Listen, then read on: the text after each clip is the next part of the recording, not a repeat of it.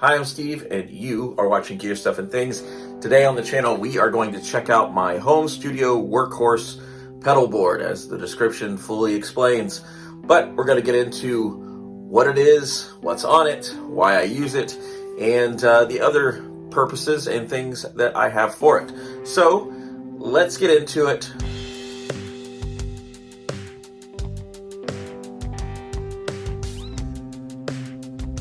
Okay, so this right here is the home studio workhorse pedal board. It generally lives under my desk.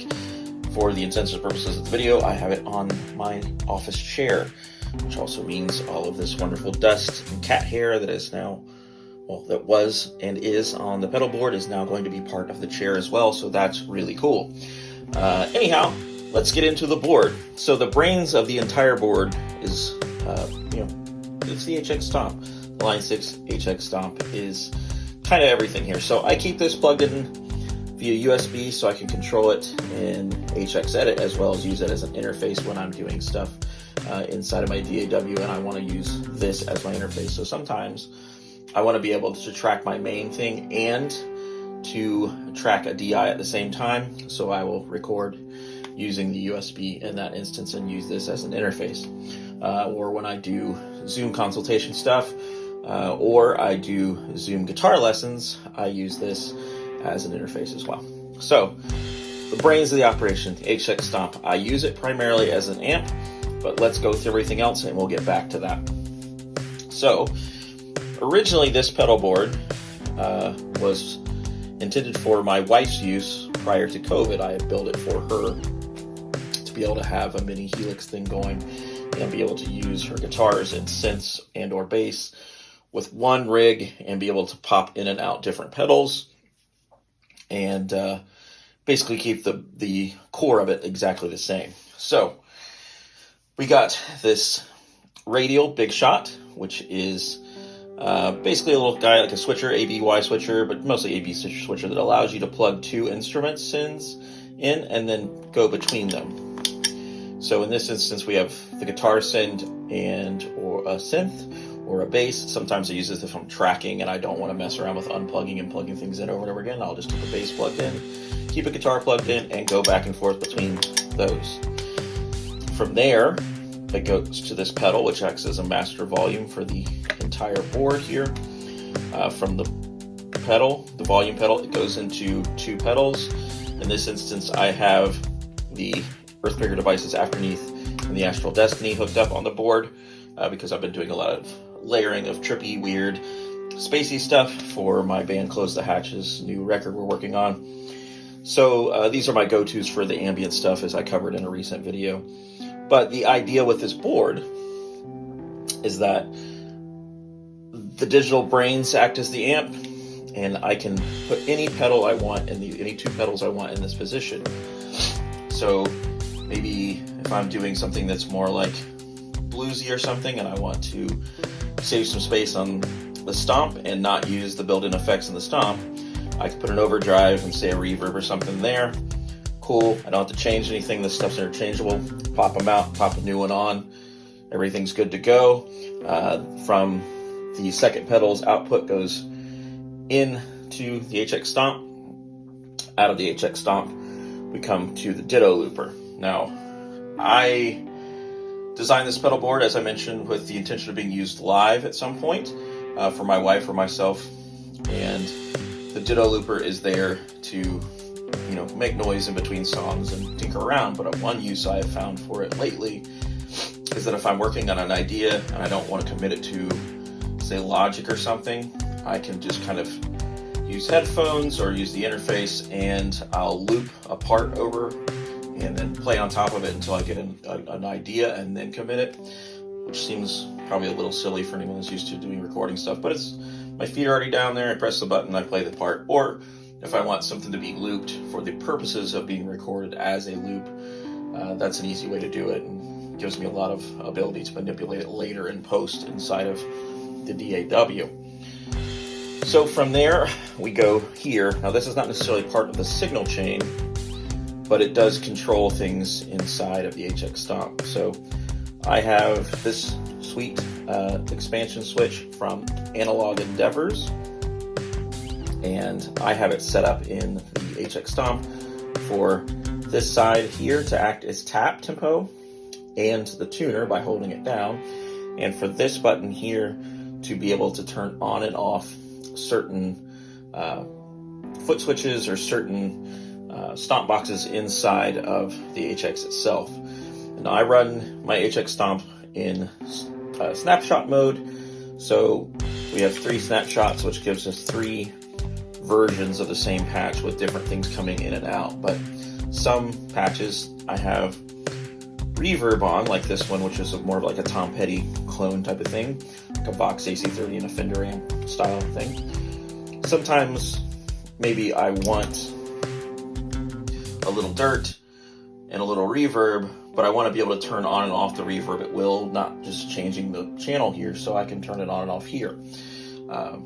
The same thing can be said for anything. You can assign either of these buttons to do anything you want, but that just allows me to get kind of away from using this for effects at all, as far as like actually pressing each button to turn on and off a effect. So now I just have one bass level signal path. So this is an amp, and then this is the amp with a little bit of overdrive.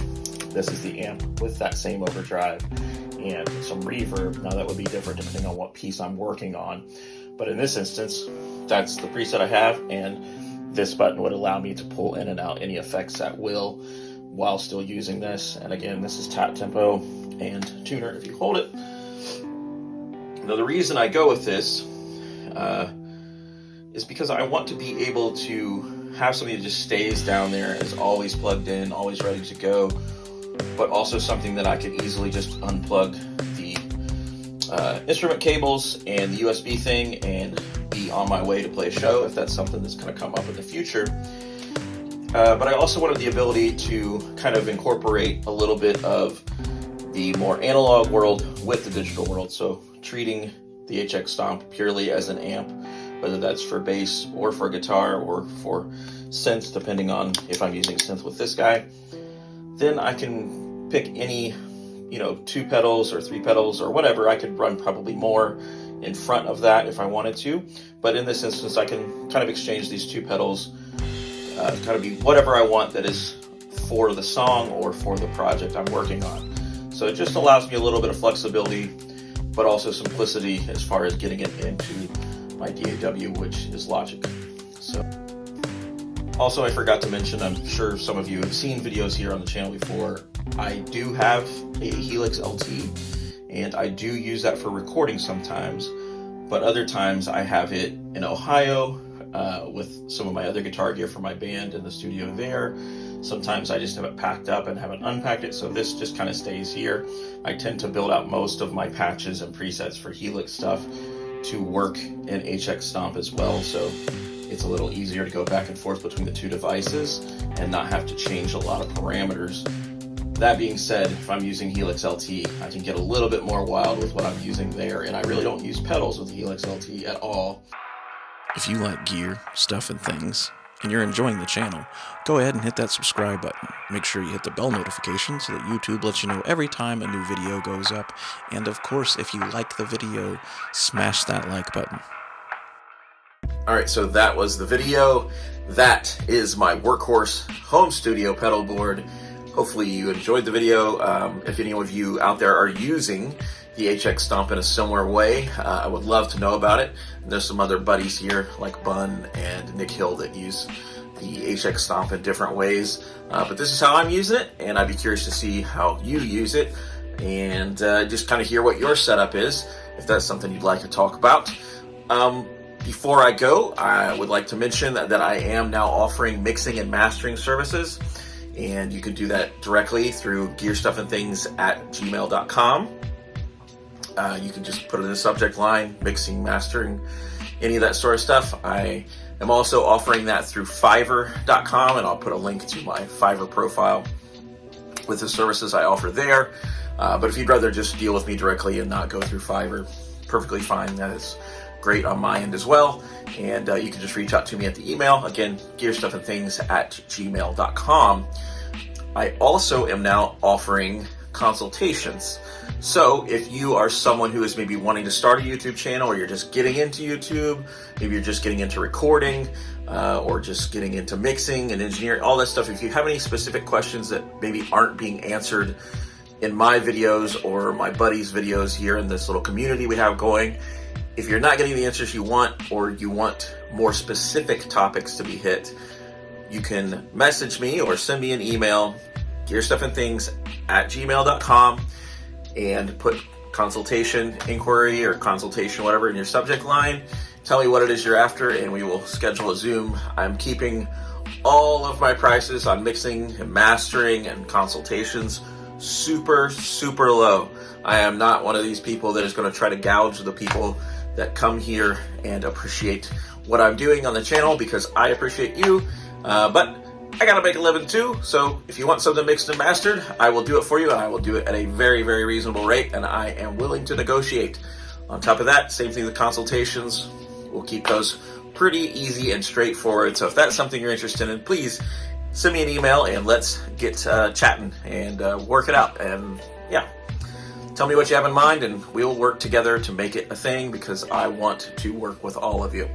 So until next time, it's been me, it's been you. This is Gear Stuff and Things. That is a computer monitor. And I will be doing another live stream this Saturday. Stream. Kosa. Either way, Saturday morning catch up will be happening this Saturday as well. So I hope to see some of you there, 10 a.m. Eastern Standard Time. If not, until the next time, bye.